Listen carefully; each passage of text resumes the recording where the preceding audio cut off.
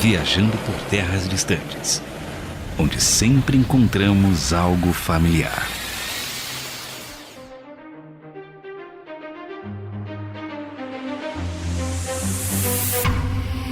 Eu sou o André Castilho, o clichê de jogo brasileiro para mim é ter Saci Pererê. Que mentira, né? Ah, não. Então qual que é? Então o que é um jogo brasileiro? Eu vou identificar um jogo brasileiro. Fala um jogo que você jogou que você viu que tinha um Saci Pererê. Não, então dê a sua ideia, por favor. Não, claramente. Vamos lá. Vamos lá. Dê a sua ideia. Minha. Vai, manda a Eu sou o Carlos Pelerran e o clichê de jogo brasileiro é você tem que ter o aviãozinho, você tem que ter ou laranjinha ou acerola. Aí todo mundo conhece. Fogueteiro. Tem que ter, esses nomes tem que ter. E um pedreiro também. Tem que ter um pedreiro. Pedreiro que tem que chamar Tião. Tem que ter um cara. Aí é BR. Tá. O Toinho. Tá bom. Eu sou o Felipe Vieira e clichê pra mim, jogo brasileiro, tem que ter galhofa, né? Então tem que ter ali o Bozo, o Fofão, tem que ter esses personagens aí conhecidos, né, velho? Nacionalmente. Aí beleza. O Bozo, tá ok? Aí beleza. Não, é outro Bozo. Eu sou o Lucas Bird e o clichê do jogo brasileiro pra mim é Pipa Combate. Nossa, esse é clássico. Nossa, Isso é jogo brasileiro. É brasileiro. Vamos jogar fora tanto a síndrome de vira-lata quanto o ufanismo para falar sobre a produção brasileira de jogos, passando pelos videogames e chegando até os jogos analógicos. Vamos viajar pelas ideias tupiniquins que têm alcançado sucesso e contam com profissionais de grande talento e potencial. Sobe o som aí. Anitta. Que mané, Anitta, o quê? Isso aí não é brasileiro, não. Essa porcaria. Ludmilla, então. Não, sai. Vamos voltar aqui pras coisas boas. A música todinho, rapaz. Todinho. Vai. Vamos falar de videogames, né? A única nem gosta, né? Nem gosta. Se a gente for pegar a empresa da época do chefe aí, né? Moisés Games. Né? Tá. Mas... Abrindo o Mar Vermelho desde...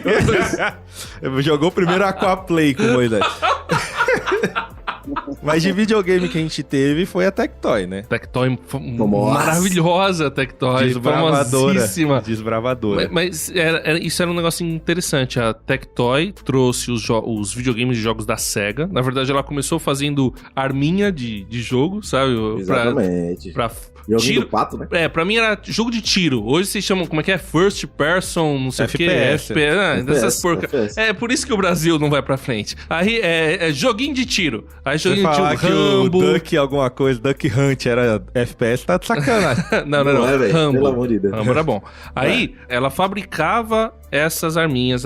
E aí ela começou a localizar os consoles e os jogos da SEGA para o mercado brasileiro. Então ela trouxe o Master System, ela trouxe o Mega Drive. E na época a gente tinha assim, quem trazia, se eu não me engano, quem trazia o Mega Drive 1, 2 e 3. Com o Alex Kidd na memória, que com é o mesmo Sonic, videogame maravilhoso, vendido com um design diferentezinho assim. Aí, cara, o Master System, eu acho que eu não lembro se eu tive o 3, acho que o 2 ou o 3. O 3 era do Sonic, foi o que eu tive. Então, agora eu não sei qual deles que era, que ele era bem modernão, assim, bonito, cara. E o cartucho tinha uma tampa. Tinha que dar corda pra ligar. Não, tampinha. Assim, tinha uma tampinha, era muito bom. Protegia a entrada do cartucho. Aí você não precisava ficar soprando. Só que soprava ainda pra quando o cartucho dava pau. E a Tectoy, ela fez uma coisa muito interessante.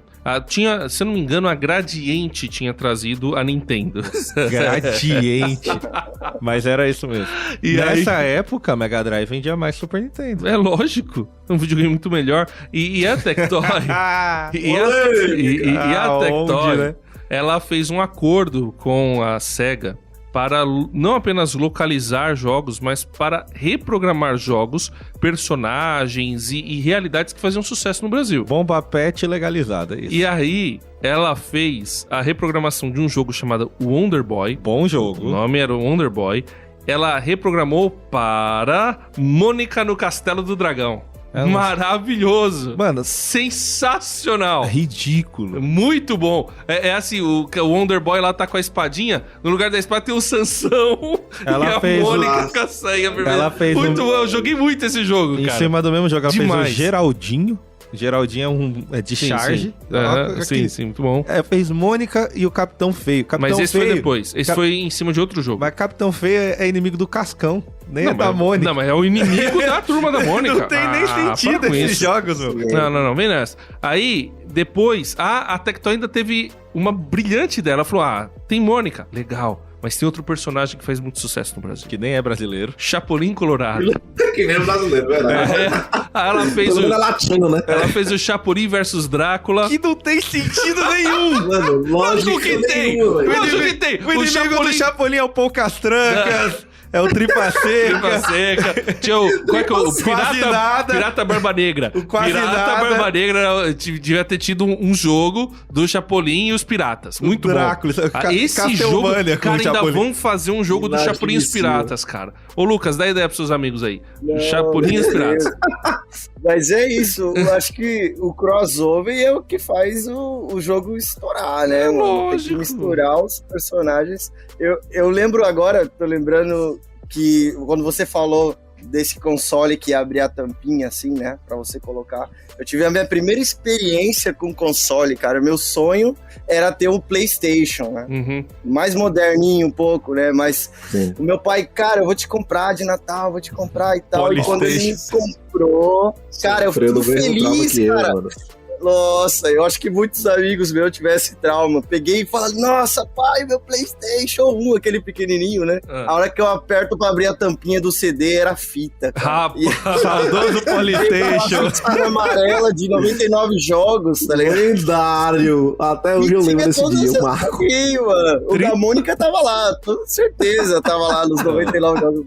Caraca, ai, que maravilhoso. Eu chorava e o meu pai, cara, olha a alegria do meu filho, Eu acertei dessa vez. E o pior, cara, ele comprou no camelô e o cara cobrou o preço do PlayStation. Nossa, que maluco safado. Que mancada. O cara cobrou, sei lá, acho que era R$200, né? Que O mancada. cara gastou o 13º no PlayStation. Que mancada. Mas, ó, é por isso que eu vou comprar o videogame pro meu filho numa loja legalizada. Eu vou fazer... Mas hoje tem o mercado cinza, não precisa ser o... Olha isso. Quando minha mãe... O que ela errou foi confundir o Play 2 com o 64, né? Triste também. Nossa, igual.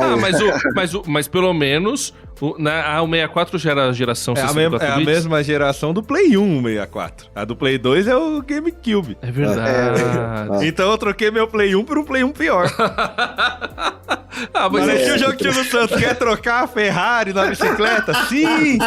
Mas você não se divertiu com o Nintendo 64? Foi a mesma coisa. Ela viu minha cara de decepção quando ela entregou o presente, que eu não consegui nem certo. Eu falei, obrigado. Porque eu falei, mãe, PlayStation 2, o videogame é preto. Chegou com o Nintendo 64, ela só guardou isso. Vamos lá. Nossa.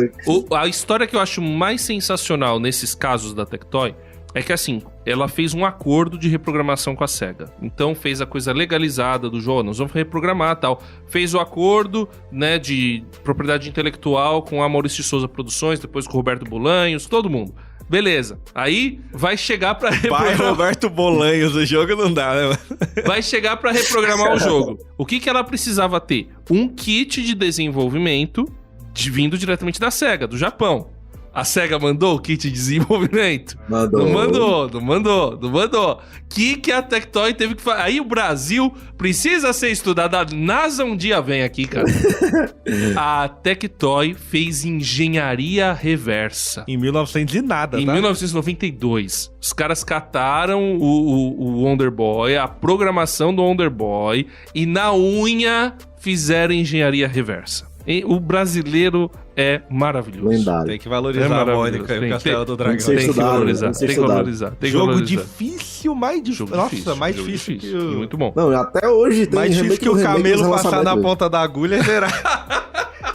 É zerar isso aí, meu. Mas, ó, a gente tem outros joguinhos que daí depois... É porque isso ficou... É um clássico, né? Isso aí é um case maravilhoso. Sim. Mas aí depois a gente tem desenvolvimento... Na verdade, os brasileiros ficaram sem ter desenvolvimento de jogos, porque aqui sempre foi muito difícil, os consoles... A gente chegou a ter os Dynavision, né? Que acho que nem era daqui também, só reciclava os clone de Nintendinho. Isso. E aí começou... Só que na década de 90, não sei se tinha alguns programadores e tal, só que ia tudo pra fora. Aí a gente começou a ter alguns jogos brasileiros quando houve a popularização dos celulares e das redes sociais, porque o pessoal programava, não precisava fazer um acordo com uma grande empresa de console, aí o pessoal programava para esses que são jogos, inclusive, mais baratos de se fazer, certo? Vocês que manjam mais de videogame aí, o que a gente tem de jogos brasileiros aí da... Se você for pegar mais jogo recentes. de verdade, que não é de celular, você tem... Teve a galera do 99 Vidas, que fez o jogo deles, que é o podcast também, e eles fizeram um jogo estilo beat'em up, ou seja, Final Fight, esses jogos que Streets of Rage. sai na rua batendo em punk genérico. Exatamente, Aí Muito fizeram legal. muito bom, porque é caracterizado, então os personagens são os apresentadores, tem vários easter eggs. Teve o saudoso Lenda do Herói também, do Marcos Castro, que é Sim, muito bom, sim. muito bom. Inclusive, tá pra lançar ainda, hein? Aliás, já lançou, tá pra lançar um outro jogo deles, né? É. Que é o Enigma, alguma coisa. Que eu vi que o pessoal gostou, teve o tal do Rise of Sky, que ele é um herói também, só que esse já é 3D, então é bacana. E Horizon Chase, que eu não sei se vocês jogaram, ele é tipo... Horizon Chase Tour, né? De corrida. Isso, é tipo um Top Gear. Que o Top Gear a gente acha que é brasileiro, né? De tanto que fala, mas A galera joga. mas é um Top Gear de verdade brasileiro. Esses é o que eu lembro, assim, que você tem na Steam, você tem pra PlayStation, Xbox, então realmente furaram um pouco a bolha. Agora, de celular, você teve muita coisa, né? Que eu lembro de mais estourado foi que lançaram junto, acho que com a Supercell, que foi aquele Brawl Stars lá. Que é os Brawl caras do Stars, Clash of Clans, Clash of Royale, Sim. eles apoiaram esse realmente estourou bem. Eu lembro da galera mais saiu um pouco nova. da bolha também. É. É porque hoje em dia a galera pensa muito, não vou dizer no cenário competitivo, da forma macro, mas normalmente você pega uma galera que é mais tryhard, né? Então, assim, eles acabam criando algo em que botaram os bonequinhos lá pra brigar um entre si e a galera quer entrar no pau e ainda tem um sistema de ranking, né? Então, tem até um outro jogo parecido chamado Brawlhalla, velho. Brawlhalla também, nessa mesma Eu linha. acredito que Tem uma coisa que ajuda no Brawl Stars na divulgação dele também é que é um jogo que ele tem baixa qualidade gráfica, então em celulares de baixa qualidade também, então ele tem mais acesso, né? Quem não tem um poder aquisitivo mais econômico para comprar um super celular. Então tem muitos adolescentes mesmo aqui que a gente trabalha que eles jogam Brawl Stars. Eu jogo com eles também, todos os dias tem um ou outro querendo trocar figurinha lá, trocar diamante, comprar uns personagens. Sim. Brawlhalla também. Qualquer Moto G roda isso aí. É um joguinho bom, velho. É um joguinho bom. Eu joguei muito Clash of Clans, joguei muito o de cartinha, que eu sei o nome, Clash Royale. E quando lançou o Brawl Stars também joguei um pouquinho. Tem um outro jogo que lançou praticamente nessa mesma linha de design, que foi o Tetan Arena, que já foi na moda dos NFTs, né? Os jogos NFTs que você farmava grana e tal. Sim, também sim. saiu um pouco da bolha na época. Hoje deu uma queda porque, enfim, deu o burburinho que foi, né? NFT, De né? tretas e mais tretas em NFT. Mas era um jogo também na mesma linha gráfica desses do Clash. Vocês têm um primeiro jogo que vocês jogaram no celular? Vocês conseguem lembrar disso? É, o da cobrinha. Nossa.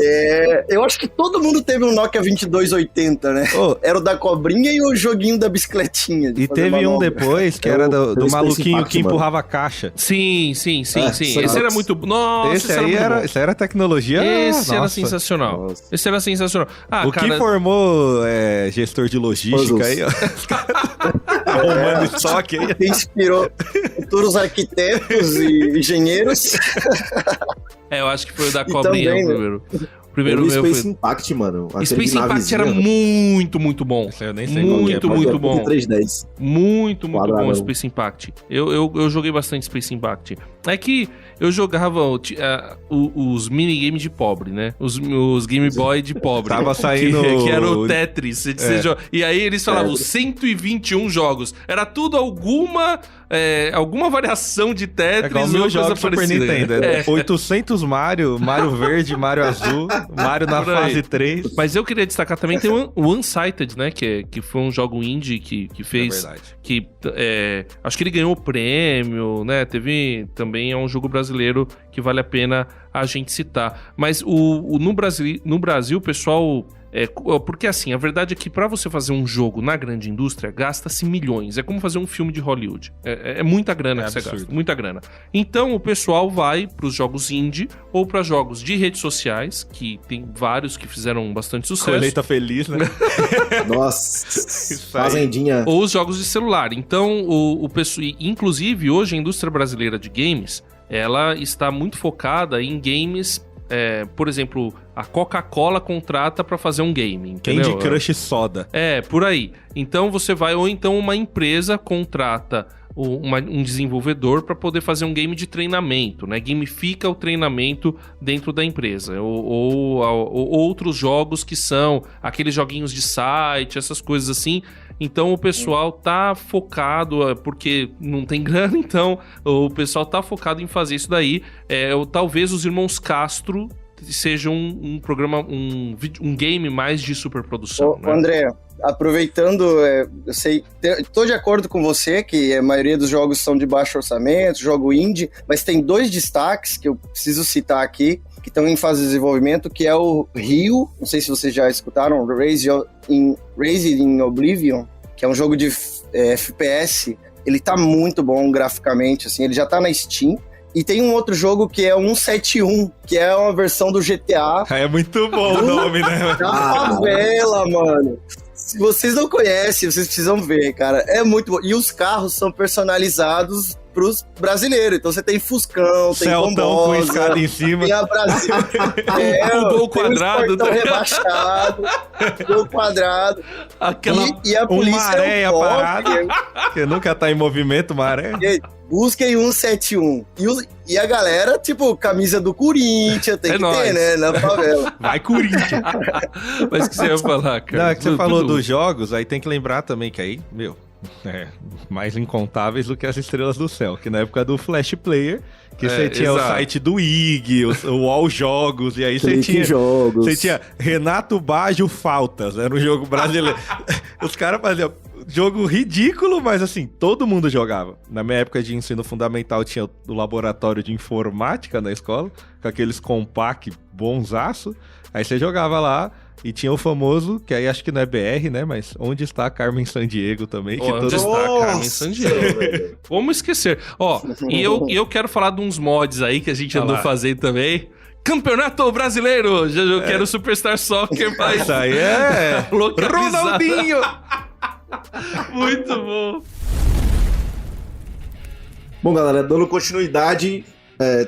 Tem um episódio nosso que fala sobre jogos de tabuleiro, para não cometermos gafes, né? A gente pode deixar para vocês aí, ouvintes, relembrarem, para quem já ouviu. E quem não ouviu, vá lá, dê uma olhadinha com a galera do Mesa e o Trono e o Guilherme Goulart, da Semon, né? Se não me engano é Semon, que eles falam muito sobre, e a gente vai deixar para esse episódio você dar uma curiada, como dizer que no nosso Nordeste, você dar uma olhada, né? Fora que a gente nem se atreve, né, Felipe, a falar sobre jogos brasileiros de board games, que quem tem que falar são eles. Eu confesso que eu não manjo, né, de jogos modernos de tabuleiro brasileiros. É o último jogo de tabuleiro. Jogo da vida, Banco Imobiliário. Eu já joguei muito jogo assim, velho, mas tem vários. Começou portando, né, que o Banco Imobiliário é um porte do Monopoly e cada um é um porte de alguma coisa aí. Então, o Jenga tem o jogo da torre. Que mas o Monopoly não tinha, né, a Avenida Brasil. Não tinha. Vieira Solto. Morumbi.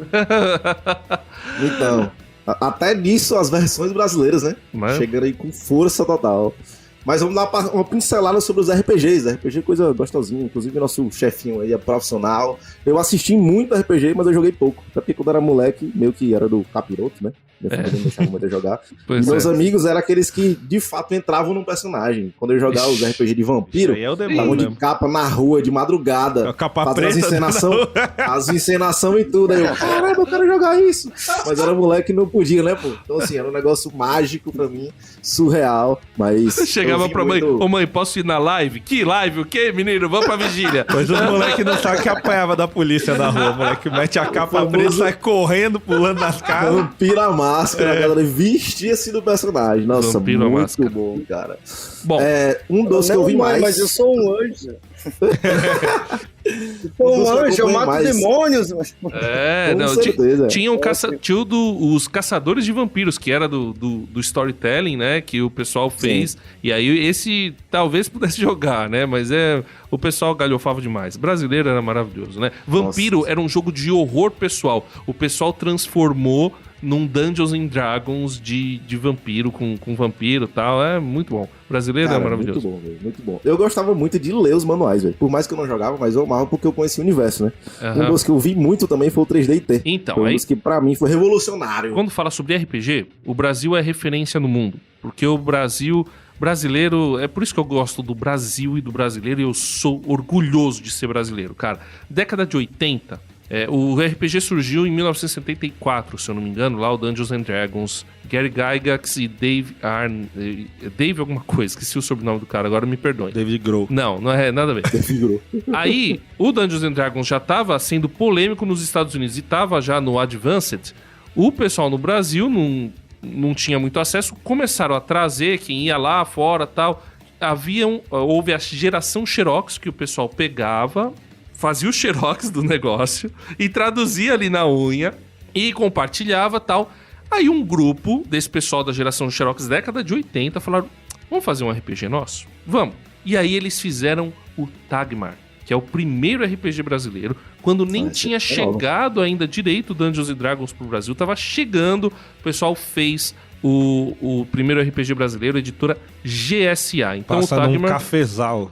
Não, o Tagmar é um RPG de fantasia medieval, tem até hoje, com regras próprias, o pessoal não usou as regras do D&D, usaram o dado de 20 faces, mas inclusive ele é difícil, ele é bem robusto, assim, tem um monte de tabela, mas ele tem algumas coisas revolucionárias. Mas deu certo ou flopou? Não, deu certo, tanto é que tá aí até hoje. Pra época deu muito certo, depois, no final da década de 90, a editora faliu, que era a GSA, mas eles tiveram Tagmar, eles tiveram um RPG espacial chamado Millennia, que lançou um pouco mais tarde, mas eles tiveram um RPG que fez sucesso, que era o Desafio dos Bandeirantes, que era um império em terras de Santa Cruz, que era no Brasil colonial, jogando. Nossa. Você jogava com guerreiros, tal, você tinha também os pajés, você tinha os feiticeiros africanos, feiticeiro europeu, e você lutava contra criaturas do folclore brasileiro. Então, os monstros eram do folclore brasileiro.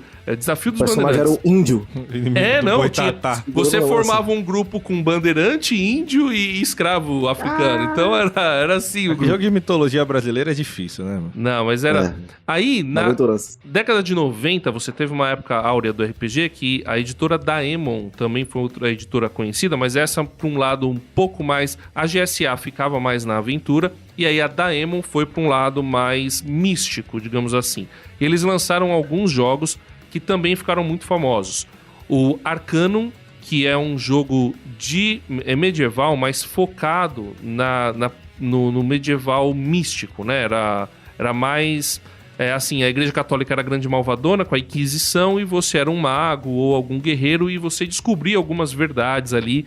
Então ele não era um RPG assim de alta fantasia, ele era de quase que um Dark Fantasy, mas de baixa fantasia, né? Um RPG histórico até, mas com magia, com misticismo. E o Trevas, que era um RPG de conspiração, que também usava um sistema de magia do Daemon, e eles chegaram a lançar algumas outras coisas.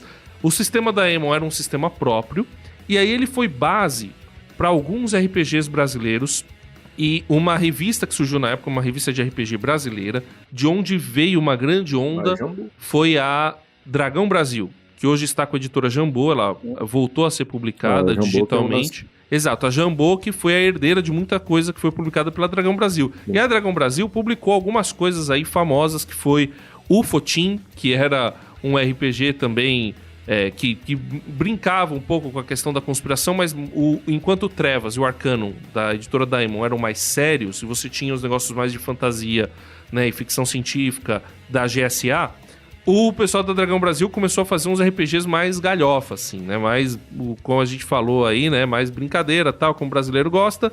E aí veio o 3D&T, que era, na verdade, o primeiro RPG chamava Defensores de Tóquio, porque D&T significa originalmente Defensores de Tóquio. Então você teve o Defensores de Tóquio, que era o primeiro RPG na ideia já meio que futurístico, né? Não, a ideia era fazer o Super Sentai, os Tokusatsu. Entendeu? Era emular os Tokusatsu no RPG, que era um negócio que o brasileiro adorava, o pessoal colocou, mas bem brincalhão, assim, com um toque de humor.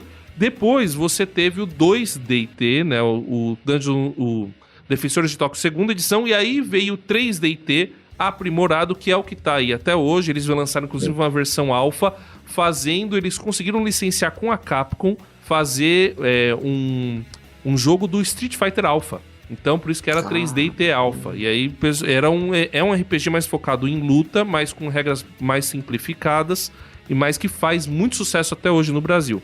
O 3DT e o Daemon deram base, o 3DT num lance mais leve e o Daemon, quem queria jogar um pouco mais pesado, para um cenário que foi lançado pela revista Dragão Brasil chamado Tormenta. O Tormenta, que era a turma da Dragão Brasil, não vou falar o nome de ninguém senão eu vou errar, o nome da galera toda, mas você procura, você vai encontrar. Desculpa não dar os devidos créditos, mas depois a gente pode abordar isso melhor. O Tormenta, ele era um cenário inicialmente, e teve uma revista em quadrinhos muito conhecida, que foi a Holy Avenger, e aí o Tormenta, como um cenário, desenvolveu, mas a ideia deles era fazer pro Dungeons & Dragons, só que o sistema não estava liberado, começaram a fazer pro 3DT e pro Daemon, quem quisesse jogar. O cenário fez sucesso, e aí veio a licença D20, que a terceira edição do Dungeons & Dragons liberou o sistema D20 para quem quisesse usar, aí numa licença aberta, e o Tormenta se tornou então D20. Depois eles lançaram o RPG Tormenta e mais recentemente um dos maiores financiamentos coletivos do mundo, que foi o Tormenta 20. Marcelo Cassaro. Marcelo Cassaro, criador. Hoje participação também do Leonel Caldela. Eu vou esquecer o nome da galera. O Marcelo Del Débio é o principal desenvolvedor, game designer da Daemon, editora Daemon. E no Tagmar tem a equipe deles. Marcelo Oliveira, se eu não me engano, é um game designer famoso ali daquela equipe. Desculpa, esqueci o nome dos outros. Estou falando aqui a coisa meio de cabeça. O 3DT, se eu não me engano, também é o Marcelo Cassaro. E tem o Paladino, que é o codinome de um... Eu acho que o Marcelo Cassaro é o Paladino. E tem outra... Eu esqueci o nome dessa turma. Um pessoal conhecido aí, famoso no meio do RPG brasileiro. E aí, quando teve a licença, houve outros sistemas. Eu lembro de um sistema chamado Opera, que ficou famoso também, feito por brasileiros. E houve várias coisas sendo feitas por brasileiros. Aí a gente chegou na...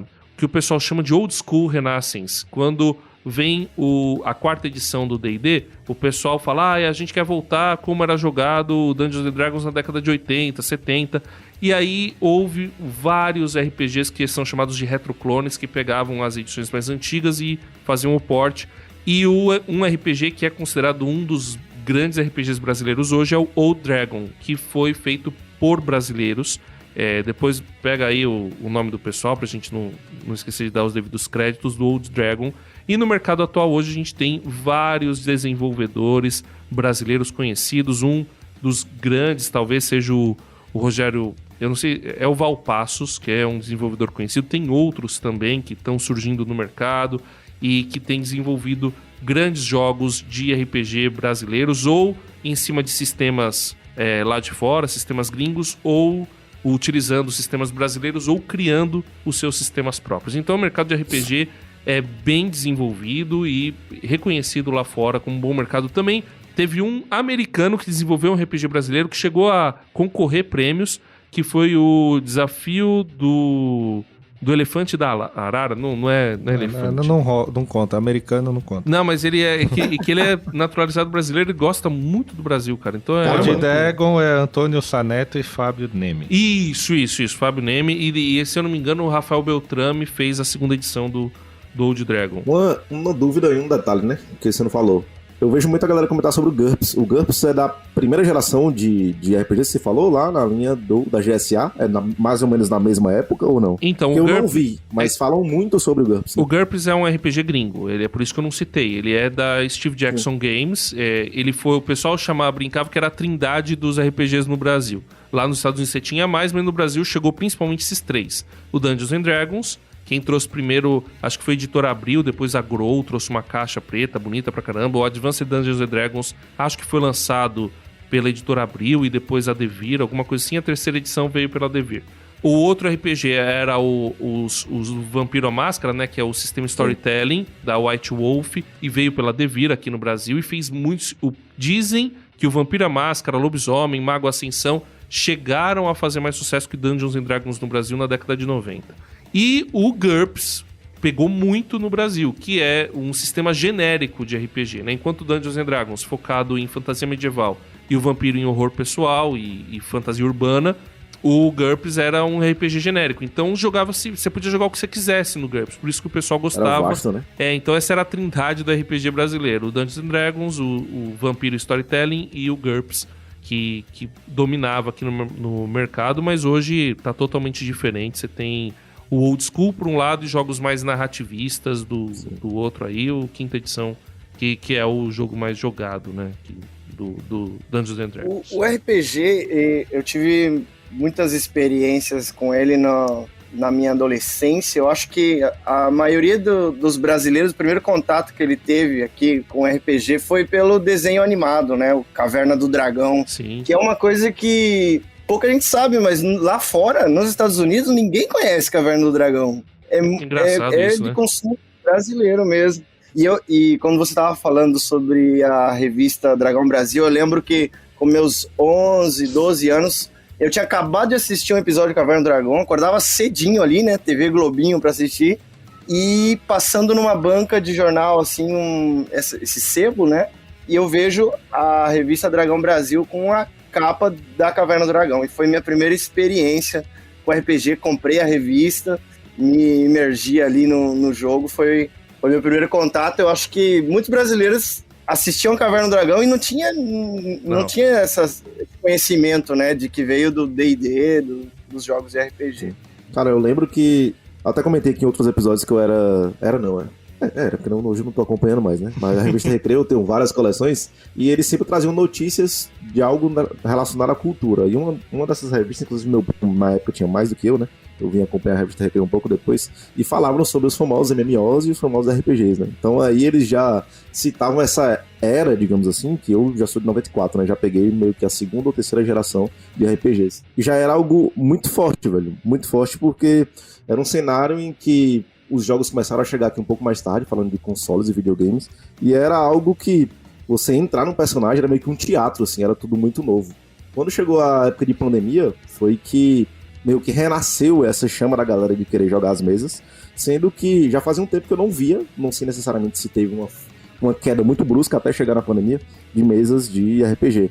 Eu sei que aqui em Fortaleza, que é de onde eu sou, tem encontros na Biblioteca Municipal, e todo sábado tem a galera jogando mesas, e várias mesas ali. Seja pra quem é já mais pro player, digamos assim, de RPG, ou a galera mais nova. Mas no auge da pandemia teve muita mesa digital, velho. Então, na época, eu ainda fiz umas 2, 3 mesas aí do Blades in the Dark com a galera, então pra mim foi genial. Blades in the Dark, velho. Eu gostei muito desse sistema diferenciado, envolve o lance de roubo, de furto, então é um negócio meio furtivo, assim. Então, bacana pra caramba, porque antes o que era só no meio presencial, né, você jogar mesa e tal, como eu citei, galera fantasiada de vampiro na rua e tal, jogando de madrugada, porque era meio que subcategoria, não podia fazer isso no meio da rua, no horário comum, né? Senão a galera ou ia jogar pedra e chamar você de doido. Jogar isso no digital e ver que hoje isso tá, digamos, mais acessível e a galera não tá ali crucificando muito, eu achei genial, velho. RPG pra mim é um marco na minha vida. Bom, tem uma história do RPG, mas não dá pra contar. A gente fala um pouco sobre essa história, por que o RPG chegou numa baixa no Brasil. Teve um fato, teve um crime, inclusive, que foi associado erroneamente ao RPG. E a gente conta isso no episódio 4, se eu não me engano. É o episódio número 4 que a gente fala. É isso aí, o episódio 4 desse feed. E aí tem outros episódios que a gente chega a mencionar sobre jogos de tabuleiro.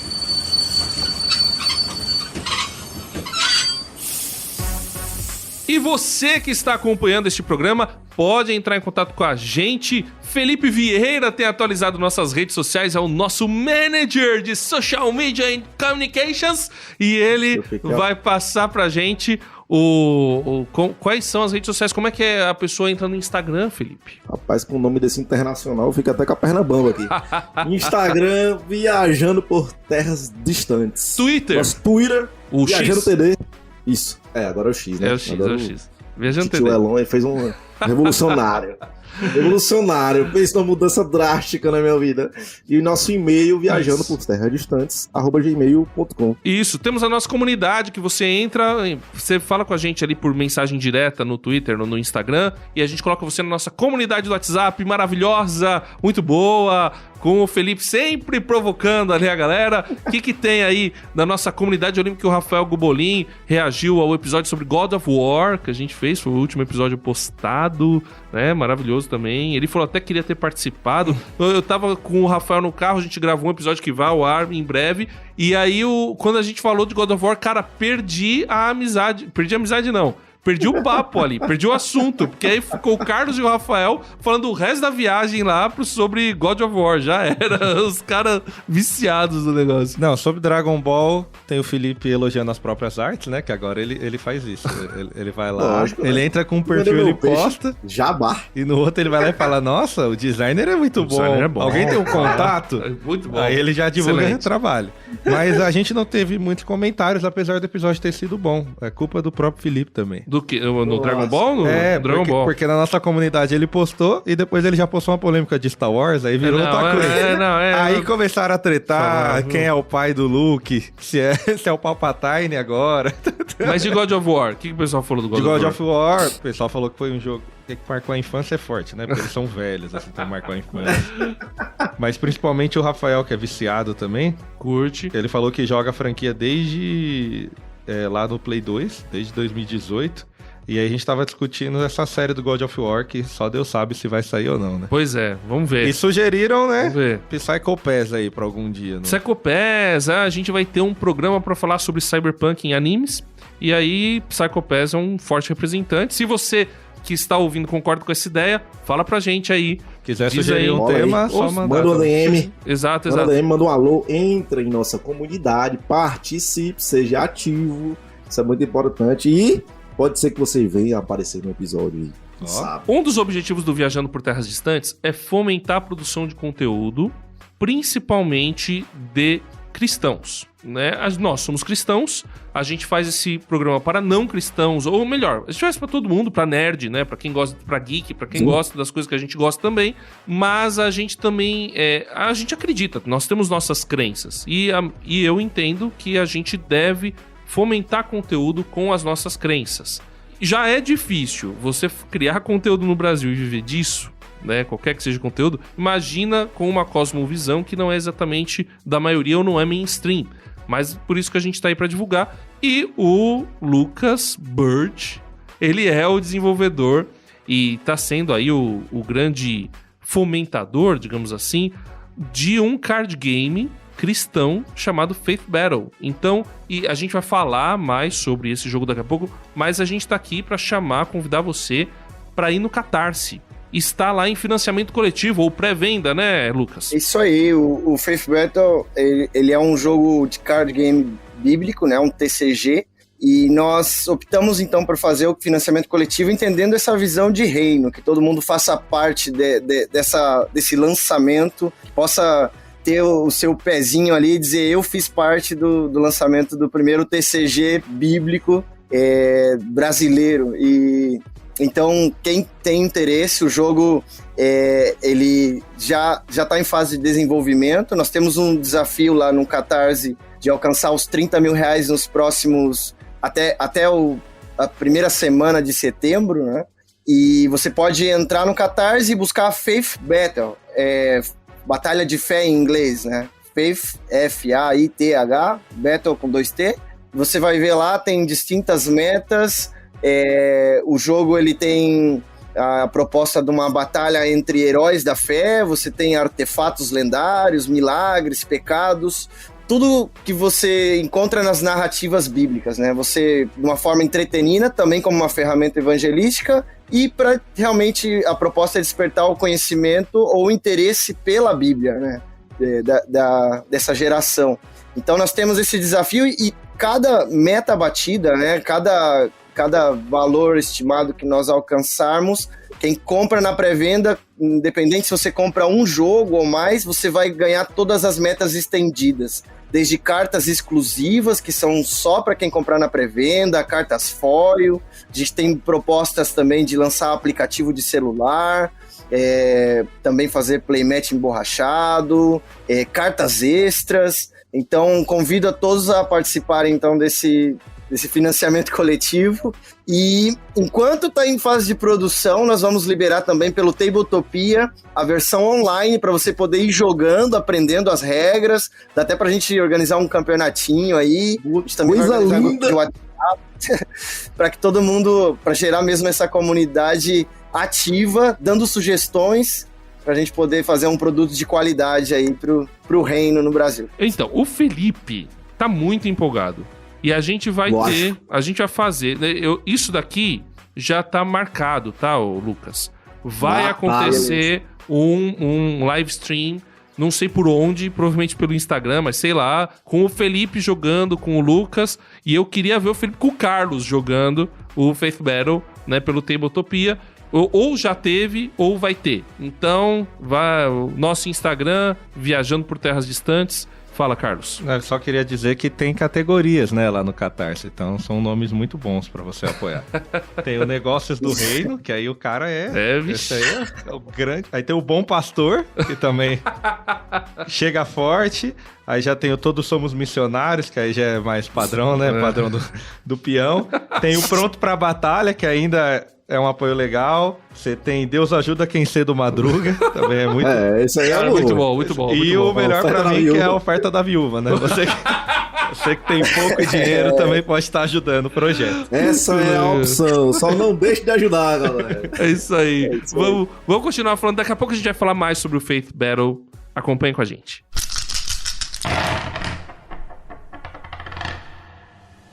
Bom, pessoal, o que eu quero colocar aqui na mesa, e a gente sabe que o Lucas já tem uma história legal, que é a motivação pra jogar.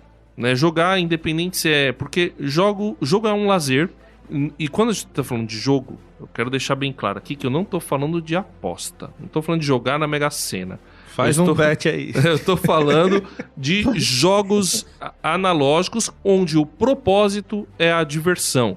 Deixando bem claro que eu considero muito perigoso você jogar qualquer coisa por dinheiro. Eu acho muito, muito, muito perigoso. Tem várias pessoas que consideram isso, inclusive, errado. E eu acho que eu tô entre elas porque é viciante. Eu conheci gente que perdeu muita coisa em jogo de aposta. Jogo é errado se aposta. Você perder, né? Pois é. A questão é que é mais fácil perder que ganhar. Mas, beleza. Agora, jogo em que você está pra se divertir, que você e te ajuda no limite, acabou esse strike. Que é, no caso, RPG, um card game, esse tipo de jogo. Então, existe um propósito quando a gente vai jogar, que é ou ganhar, ou vencer o desafio, ou principalmente se divertir. Mas, eu acho que existem outros propósitos, e aí queria que o Lucas contasse essa história aí que ele tem, que envolve, inclusive, o RPG. Então, Lucas, fala pra gente aí, quando a gente vai jogar, qual deve ser o nosso propósito? Conta a sua história. Uhum. Sim, eu sou, desde sempre, assim, desde que eu lembre, eu sempre fui muito amante de jogos em geral, card game, board game, e eu sempre gostei do board game, card game físico, por essa interação social, né? Essa conexão que você tem com a outra pessoa e se diverte junto, por mais que seja uma competição, uma batalha, um tem que vencer o outro, enquanto você está jogando, você está rindo, você está socializando. E eu tive várias experiências nos últimos anos.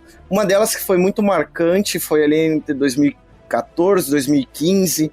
Eu sou líder de adolescentes, eu trabalhava numa igreja ali no interior do Brasil, em Biporã, Paraná, eu sou dali perto de Londrina. E trabalhando com adolescentes em vários projetos sociais na cidade, nós tínhamos aí um certo destaque, né, em meio aos órgãos públicos. E eu recebi uma ligação do Conselho Tutelar e me falaram assim: Lucas, a gente precisa da sua ajuda. Nós temos um caso de um adolescente, ele veio do Nordeste, a família dele chegou aqui em Biporã e faz 3 anos que ele tá trancado dentro de um quarto, ele não relaciona com ninguém. Detalhe, o menino ele tinha 14 para 15 anos e o pai dele tinha 86 anos, né? Então, também é uma coisa que dificulta um pouco, né, a interação, mas... E aí eles falaram, a gente tentou ir lá, falar com ele e tentar...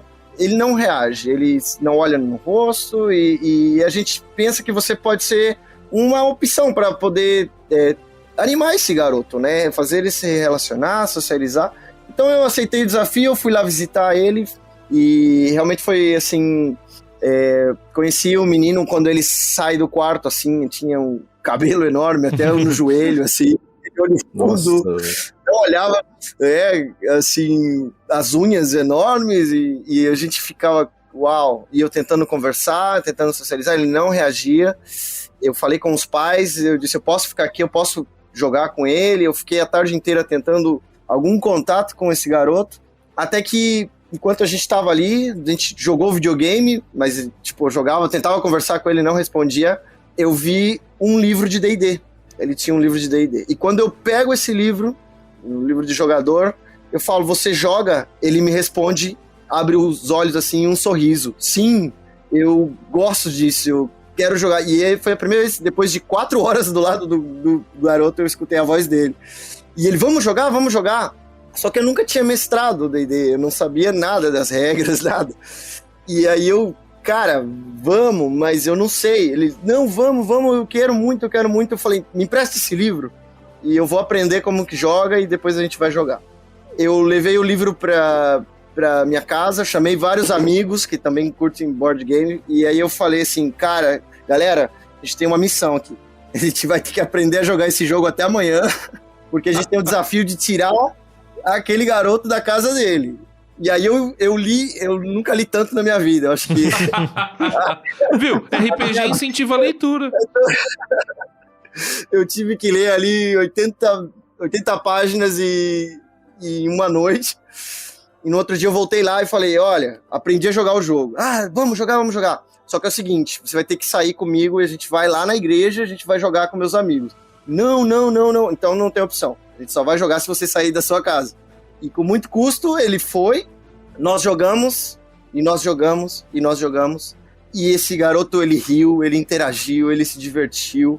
E com os meus amigos. E nós jogamos por 12 horas seguidas. Ô, louco! Que dá mais ou menos 2 sessões. É por aí. Mas o detalhe mais interessante, nós continuamos jogando semanalmente. E nós jogamos essa partida por 3 anos seguidos. Esse garoto, ele começou a socializar com os jovens da igreja, ele conhece a Deus, ele entra numa célula, ele se batiza, a família dele também conhece a Deus. O RPG, o meu pastor, muito louco, ele viu aquilo e ele falou, vamos fazer um ministério de RPG na igreja. O cara chega pra reunião de ministério vestido de templário. Eu não sei se... Eu não sei se fantasiava, mano. Eu amo cosplay, cara. Os caras da igreja com capacete de chifre de viking, tá ligado? Não. Eu comecei a mestrar e eu me apaixonei por mestrar RPG e eu usava a Bíblia. Então, assim, nós começamos ali na história de Moisés. Eles eram israelitas escravos no Egito. Eles ajudaram a salvar os israelitas do Egito. Eles mataram gigantes em Canaã. Eles lutaram com um demônio no Apocalipse. Os caras zeraram a Bíblia. Caramba, saiu do início e não morre nunca esse soldado aí, cara. Horríveis. Fomos pro céu, fomos pro inferno, foi muito louco. Foram 3 anos explorando a Bíblia. Enfim, e até hoje tem esse ministério lá na IPI de RPG, a galera joga semanalmente. Eu não tô mais lá, eu sou missionário no Uruguai, mas eu acompanho a galera que continuam usando o RPG para atrair jovens e adolescentes, socializar e compartilhar o amor de Deus aí, conhecendo as histórias bíblicas, né? E esse garoto, só para finalizar um pouco a história dele, alguns meses depois da gente ter esse contato, infelizmente a mãe dele faleceu e logo em seguida o pai dele faleceu. E esse garoto não tinha nenhum familiar que fosse responsável por ele. Então, quando eu digo que realmente o RPG foi uma ferramenta para salvar a vida desse garoto, hoje ele foi adotado por uma irmã da igreja e ele conseguiu tá fazendo uma faculdade. Ele ganhou um prêmio lá em teatro, um festival de teatro da cidade. Ele ganhou um prêmio participação como artista.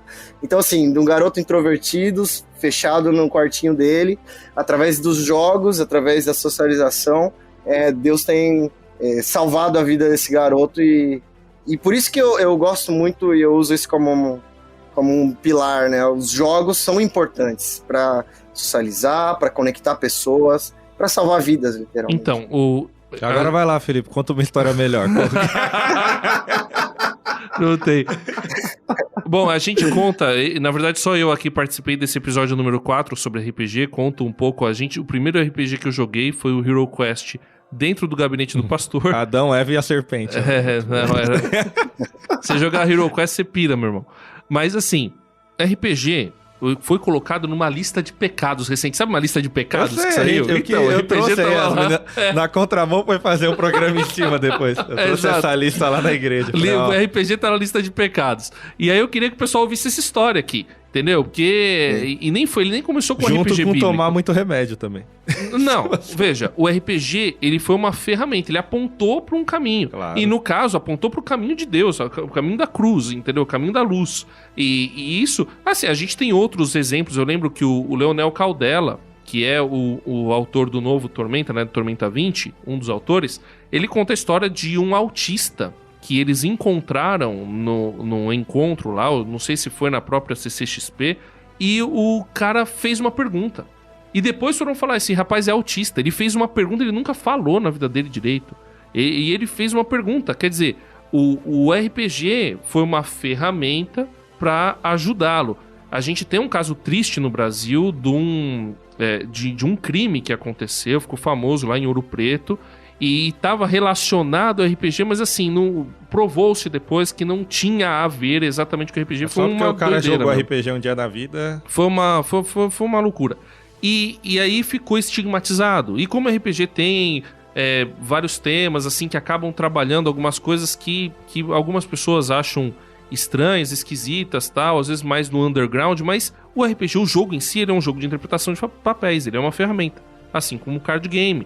Jogo de cartas é uma ferramenta, né? O jogo de tabuleiro é uma ferramenta. Então, e uma ferramenta é como um martelo. Eu falei isso até nesse programa de RPG. O martelo, a principal função dele é construir. Mas você pode usar para tacar na cabeça do outro e matar. Mas a principal função dele é construir. Então, um jogo, a principal função dele é socializar. É tirar a pessoa da ostra, muitas vezes. Depende do jogo, né? Porque lá em casa eu tô jogando 2 jogos agora. O God of War, já que a gente gravou, tô jogando. E o Elden Ring, que é da série Souls. Certo. Quando eu quero desestressar, eu jogo God of War, que se eu morrer é burrice minha, só. Agora, quando eu penso que eu vou relaxar e ponho o jogo da série Souls, só falta eu destruir meu videogame. Não dá. Esse jogo é roubado. Quando você vê, você fala, por que Deus? Você acredita em Deus? Falta Deus na programação desse jogo. Isso aqui é do inimigo. Mas assim, ele tem a função de ser um lazer. Né? Sim, ele é um lazer. É um lazer e ele promove interação. Os jogos hoje, por muitos serem online, outras pessoas entram no seu grupo, sim. Então sempre promove isso. E tem muita pessoa que hoje ainda é introvertida e fica no quarto, mas se relaciona por jogos. Contando uma história rápida também, lá na igreja a gente... Não é nem na igreja, são amigos meus de lá. E encontrou uma amiga perdida na época de escola e falou, meu filho, ele tem depressão e ele só joga muito em casa. O menino que a gente tá tentando acompanhar ainda, ele é muito fã de FPS, ele joga. A gente chegou na casa dele, fui eu e mais 2 jovens, ele também ficou em silêncio assim durante um bom tempo. E a gente só falando com a mãe e com a irmã. Aí quando a gente viu o jogo que ele tava jogando e um dos que tava com a gente é viciado naquilo, eu falei, vai lá puxar assunto disso. Pronto. Certo. Foi. Virou melhor amigo. Não, porque eu vou alcançar, vou ganhar, vou virar dourado, eu não vou virar diamante... do Valorant, né? Não, vou subir minha ranqueada, e aí pronto, virou melhores amigos. Ele até acompanhou a gente num dos dias do Expresso lá, num culto. Então, assim, é uma ferramenta que Deus deu pra gente também pra alcançar pessoas. Sim. Mas você também pode usar pro lado negativo e destruir seu videogame de raiva, então. Mas o lance é você entender qual que é o propósito das coisas que você faz. Então, se você entende qual que é o propósito daquilo que você faz, não torna aquilo um fim em si mesmo, mas um meio para que você construa bons relacionamentos, para que você relaxe um pouco do estresse da vida, fazer daquilo uma coisa saudável, sabe? Todo mundo tem que... O técnico de hoje já jogou jogar, RPG né? com a gente de mesa. Fez Então. o viking mais burro que eu já vi na vida, mas... que é o viking não passava no ProErd, o viking do cara. A inteligência é pra quê, né? Então, mas o importante é que a gente possa usar essas coisas para o bem, para que elas construam algo pra gente. Eu gosto muito de um texto, acho que eu até já falei aqui, que é uma frase do apóstolo Paulo, lá em 1 Coríntios 9:22, que vai dizer, olha, eu fiz-me de tudo para com todos, para de alguma forma ganhar alguns. Então, o que o cara gosta? Gosta de RPG? Vamos jogar RPG pra gente, a partir disso, criar relacionamento, trazer o cara. O cara gosta de Barbie? Você vai ter que ver Barbie. Dorama. Você vai ter que ver Dorama. Nossa. Cara, mas Spoilers. eu deixo pras meninas, deixo pras minhas amigas, Gabi, Jéssica, Stephanie, elas, né, deixo elas. Você gosta de algum ritmo musical, usa aquilo pra fazer relacionamento. Tango. Você gosta de... Então, tem coisas que são complicadas. Mas não, qualquer ritmo musical. Então, assim, a gente tem que saber usar as coisas para ganhar pessoas. Acho que essa é a lição. Bom, falando de usar coisas, né, pra ganhar pessoas, até abrindo aqui o meu coração para todos vocês. Foi alcançado pelo jogo que nem saiu. Eu já queria, velho, fazer algo relacionado à cultura pop e tal. Sempre fui desse meio de animes, dessa cultura otaku. E quando eu conheci o André, e logo depois conheci o Carlos também, fazer parte disso tudo pra mim já é algo magnífico, velho. E algo que eu sabia que eu não iria conseguir fazer tudo só. Até porque ninguém caminha só na face da Terra. E assim, por muitas vezes, por muitos anos, né? Acredito que muitos que estão ouvindo a gente aqui também se sentem assim, às vezes incompreendidos, que não sabem se o que gostam de fato é bom ou é ruim, porque às vezes todo mundo do lado de fora fica eliminando ou dizendo que é errado ou algo nesse sentido. E aí, com andar na carruagem, nós esbarramos aqui com o Lucas Bird, inclusive idealizador desse projeto lindo, magnífico, chamado Faith Battle. Cara, pra mim é genial você pegar algo relacionado à Bíblia e fazer paralelos, né? Com cultura pop, cultura geek, etc e tal. Então fala pra gente aí como é que foi, como é que funcionou esse início, de onde veio a ideia, quem lhe ajuda. Conta aí pra nós. Ok. Bom, pra mim o jogo, ele sempre... Eu tive essa visão de uma ferramenta educativa também, né? Além da diversão, você sempre aprende. Desde você tá jogando ali, que seja um truco, você tá aprendendo números, você tá aprendendo matemática, você tá aprendendo... Maço. Ferramentas sociais. O cheat você já aprende no truco. Então, eu me formei em teologia em 2016 e o meu TCC foi sobre a importância de jogos na educação. Então, para apresentar o TCC, eu fiz o protótipo do Faith Battle. Então a ideia de usar card games com personagens bíblicos, com histórias narrativas bíblicas para despertar o interesse, a princípio como uma ferramenta de escolinha dominical, né, de estudo, e depois a gente viu usando semanalmente com os nossos adolescentes. Tem até uma história de um deles que ganhou um deck, ele levou para a escola. E na hora do intervalo ele tava jogando com um amiguinho e o amiguinho, nossa, que louco, esses caras são poderosos, fortões, não sei o quê. Aí ele pegou e falou, não, e mais, eles são reais, histórias reais. Como assim histórias reais? Sim, tá na Bíblia, são reais. Você quer ir comigo no domingo? Você conhece melhor as histórias. Tem um cara lá. O marqueteiro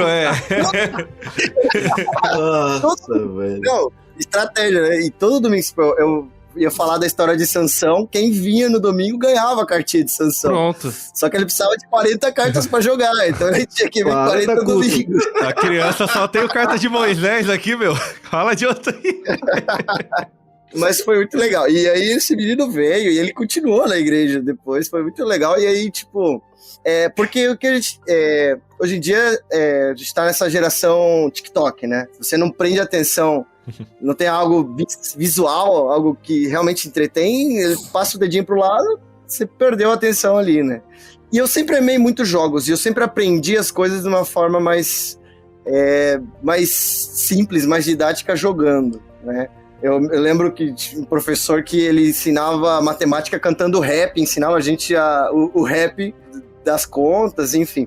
Então, o Faith Battle, ele veio com essa proposta.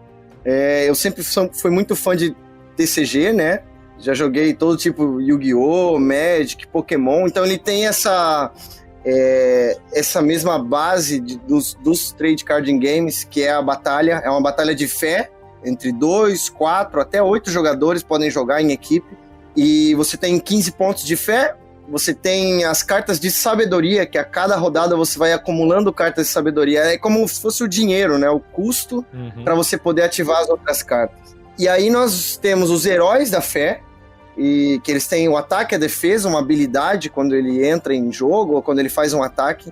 E tem os artefatos lendários. Então, na Bíblia, as narrativas te dão assim, muitos artefatos interessantes, né? Desde 10 mandamentos, né? As tábuas da lei, o bastão, o cajado de Moisés, a espada do Espírito, a couraça da justiça. Arca da Aliança, o cara joga lá no meio. Arca da Aliança é apelona. Não, Arca da Aliança... Se o cara jogar, o outro vira sal, né? É o exódia do jogo. E tem também os pecados, né? A gente ficou meio preocupado, tipo, vamos pôr pecado ou não vamos pôr pecado, né? Como é que eu jogo com pecado? Mas a ideia dos pecados também é pra... Faz o outro pecado. Mais ou menos. Transforma o outro em torcedor do Vasco.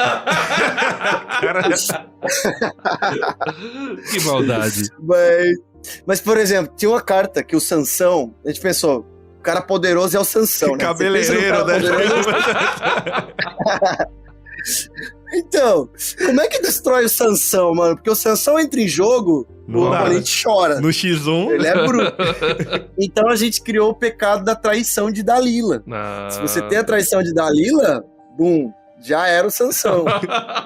Tem o Adão e Eva em jogo, que eles também juntos no campo, é porque a ideia é que as cartas elas se conectem, né, com a narrativa. Legal. Então, o cajado de Moisés pode equipar em qualquer herói, mas se ele está equipado no Moisés, você tem bônus nos seus milagres. E aí a gente pega lá a referência do versículo, e Deus disse, com esse cajado você fará os milagres. Então, os milagres são tipo as cartas instantâneas, né? Ela pode dar mais força pro seu herói, ela pode anular uma jogada do oponente, ela pode prevenir todo o dano.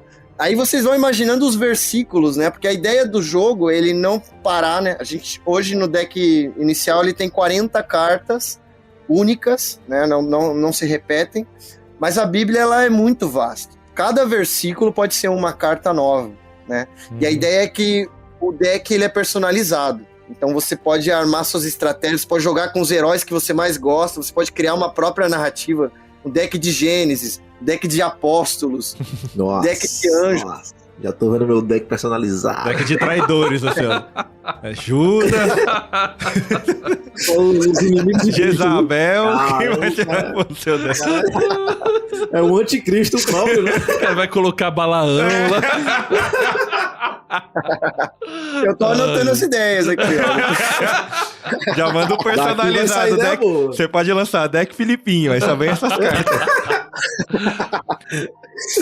Não, mas é isso, a ideia é que não tem limite, né? A gente quer começar com esse deck inicial, mas a ideia é que a comunidade, que as pessoas possam dar ideias de cartas mesmo, legal. Versículos. Cara, faz essa ideia, faz essa... E quem participa do financiamento coletivo, a gente vai ter um grupo exclusivo dos apoiadores que vão continuar nos ajudando até eles não quiserem mais, né? E então jogar com isso, e eu tenho certeza, né? A gente tem feito experiências aqui nos últimos meses, né? A gente já fez um campeonato de Faith Battle antes de lançar o jogo, pastores e líderes, e a galera tá muito animada com essas possibilidades, né? De poder aprender da Bíblia dessa forma dinâmica, interativa. É que o Carlos já pensou em pastor batalhando contra pastor aqui. Café de pastor. Café de pastor, os caras, vamos ver então. Marcar um gabinete com o meu pastor. Jogar Faith Battle com ele. Ai, muito bom. Mas, ó, uma pergunta que eu tenho quando eu vi o financiamento coletivo, uma coisa bem clara, pessoal, esse episódio não é patrocinado, tá? Não, mesmo porque eu acho que o Lucas nem tem dinheiro pra patrocinar. Mas se você que tá ouvindo começar a contribuir com ele, talvez a gente consiga um dia. Quem sabe? Ajuda nós dois aqui. Exato. Ajuda aí a equipe, galera. Mas assim, não, é só pra dizer... É pela fé mesmo. Então a nossa ideia... A batalha da fé é a dele pra lançar o jogo. Ali precisou. Começa aqui, cara. Começa aqui. Ali precisou. Mas, ó, a nossa ideia é ajudá-lo. É ajudar porque a gente achou a ideia muito boa. A gente, e assim, só o fato de começar, pra mim, já é louvável, Lucas. Então, a nossa ideia aqui é ajudar o Lucas, deixar claro que a gente não tá ganhando nada. E tudo aqui, o financiamento é pra ajudar o Lucas a fazer isso daí mesmo. Que a gente tem alguns ouvintes, amigos meus, que são de outro país. Então, vocês ganham em dólar. Então, o mínimo que você pode fazer é contribuir. Né? Ajuda aí. $1 ele lança a série inteira. Já. Então... Exato. Ajuda ele aí. Mas uma pergunta que eu tenho pra você, Lucas, a respeito que talvez alguém possa ter essa dúvida. Poxa, eu vou colocar Davi pra lutar contra Moisés? Não seria o legal Davi contra Golias, né? Eu vou colocar, sei lá, Elias pra batalhar contra Ruth. E a Ruth que é tão simpática, né, cara? Enoque desaparece. Exato. Quer dizer, Contra Marcos. Paulo contra Marcos. Pedro contra João, então, né? Paulo e Barnabé aí. Essa daí Rapaz, aprende essa coisa, viu? Quem conhece sabe o que já aconteceu. Então, mas aí, como é que você resolve isso? Então, a proposta do jogo, né, é uma batalha... Os heróis, eles estão ali como simbolizando as batalhas que nós temos diárias, né? Então, assim, o desafio é você sobreviver a 10 rodadas e não perder fé, né? Não é pontos de vida, é pontos de fé. Então, é entender que nós temos que alimentar a nossa fé todos os dias. A gente tem que buscar conhecimento. Então, por isso que a gente joga também com as cartas de sabedoria, porque a ideia é quanto mais você conhece a Bíblia, mais você ganha sabedoria, e quanto mais você ganha sabedoria do alto, mais você fortalece a sua fé e você resiste às batalhas, né?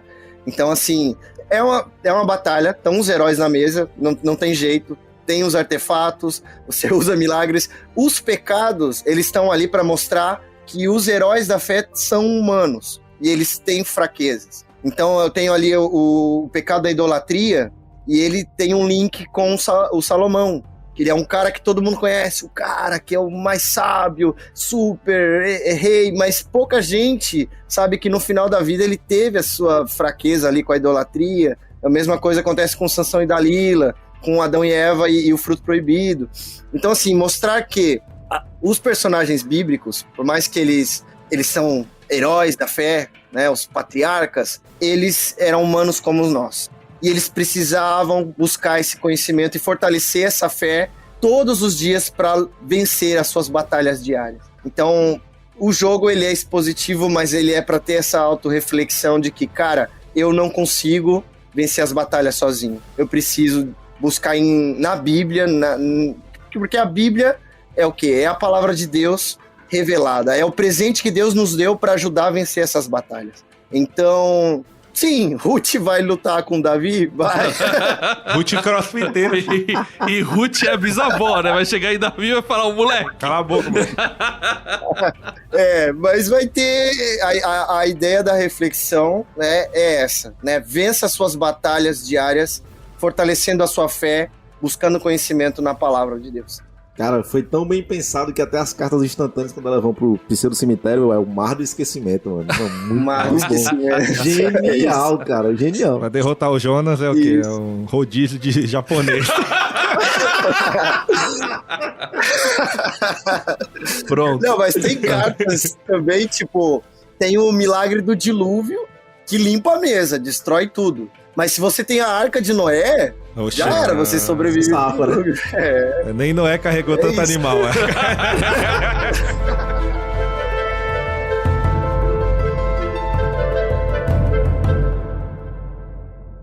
Viajando por terras distantes. É uma produção transmundial.